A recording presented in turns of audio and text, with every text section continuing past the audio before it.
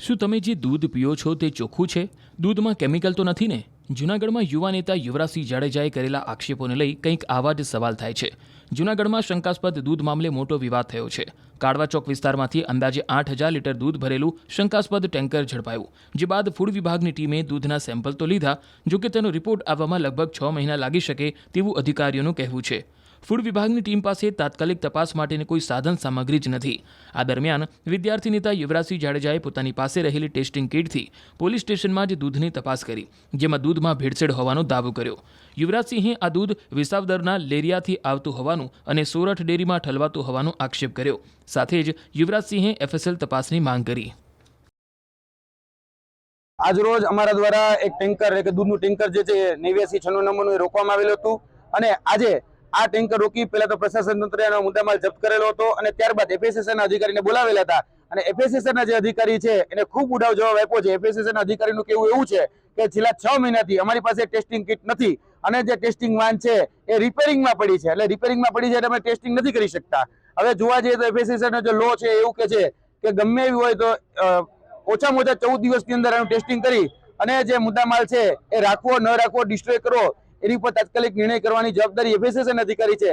આજે અમે કહી શકાય કે જુનાગઢના સી ડિવિઝનના પરાંગણની અંદર અમારી પાસે જે ટેસ્ટિંગ કિટ હતી એ ટેસ્ટિંગ કિટના માધ્યમથી અમે આ દૂધનો ટેસ્ટ કર્યો છે. પ્રાથમિક ધોરણે અમને એવું લાગ્યું છે કે આ દૂધની અંદર ક્યાંક ને ક્યાંક એડલ્ટ્રેશન થયેલું છે.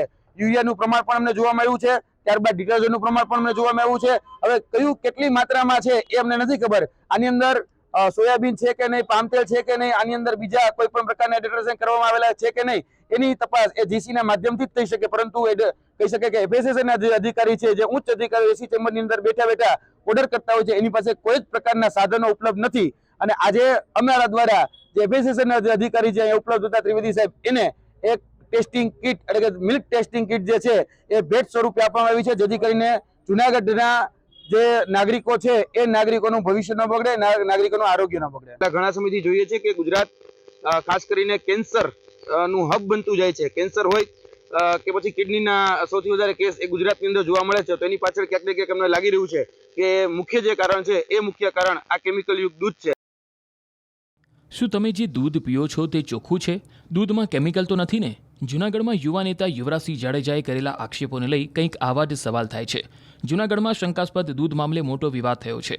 કાળવા ચોક વિસ્તારમાંથી અંદાજે 8,000 લીટર દૂધ ભરેલું શંકાસ્પદ ટેન્કર ઝડપાયું. જે બાદ ફૂડ વિભાગની ટીમે દૂધના સેમ્પલ તો લીધા, જોકે તેનો રિપોર્ટ આવવામાં લગભગ 6 મહિના લાગી શકે તેવું અધિકારીઓનું કહેવું છે. ફૂડ વિભાગની ટીમ પાસે તાત્કાલિક તપાસ માટેની કોઈ સાધન સામગ્રી જ નથી. આ દરમિયાન વિદ્યાર્થી નેતા યુવરાજસિંહ જાડેજાએ પોતાની પાસે રહેલી ટેસ્ટિંગ કિટથી પોલીસ સ્ટેશનમાં જ દૂધની તપાસ કરી, જેમાં દૂધમાં ભેળસેળ હોવાનો દાવો કર્યો. યુવરાજસિંહે આ દૂધ વિસાવદરના લેરિયાથી આવતું હોવાનું અને સોરઠ ડેરીમાં ઠલવાતું હોવાનો આક્ષેપ કર્યો. સાથે જ યુવરાજસિંહે એફએસએલ તપાસની માંગ કરી. આજરોજ અમારા દ્વારા એક ટેન્કર દૂધનું ટેન્કર જે છે 8996 નંબરનું એ રોકવામાં આવેલું હતું અને આજે આ ટેન્કર રોકી પહેલા તો પ્રશાસન તંત્રનો મુદ્દામાલ જપ્ત કરેલો હતો અને ત્યારબાદ એફએસએસના અધિકારીને બોલાવેલા હતા અને એફએસએસના જે અધિકારી છે એને ખૂબ ઉડાવ જવાબ આપ્યો છે. એફએસએસના અધિકારીનું કહેવું એવું છે કે છેલ્લા 6 મહિનાથી અમારી પાસે ટેસ્ટિંગ કિટ નથી અને જે ટેસ્ટિંગ વાન છે એ રિપેરિંગમાં પડી છે, એટલે રિપેરિંગમાં પડી છે એટલે અમે ટેસ્ટિંગ નથી કરી શકતા. હવે જોવા જઈએ તો એફએસએસનો જે લો છે એવું કે છે કે ગમે એવી હોય તો ઓછામાં ઓછા 14 દિવસની અંદર એનું ટેસ્ટિંગ કરી અને જે મુદ્દામાલ છે એ રાખવો ન રાખવો, ડિસ્ટ્રોય કરવો, એની પર તાત્કાલિક નિર્ણય કરવાની જવાબદારી એફએસએસના અધિકારી છે. આજે અમે કહી શકાય કે જુનાગઢના સી ડિવિઝનના પરાંગણની અંદર અમારી પાસે જે ટેસ્ટિંગ કિટ હતી એ ટેસ્ટિંગ કિટના માધ્યમથી અમે આ દૂધનો ટેસ્ટ કર્યો છે. પ્રાથમિક ધોરણે અમને એવું લાગ્યું છે કે આ દૂધની અંદર ક્યાંક ને ક્યાંક એડલ્ટ્રેશન થયેલું છે. યુરિયાનું પ્રમાણ પણ અમને જોવામાં આવ્યું છે, ત્યારબાદ ડિટર્જન્ટનું પ્રમાણ પણ અમને જોવામાં આવ્યું છે.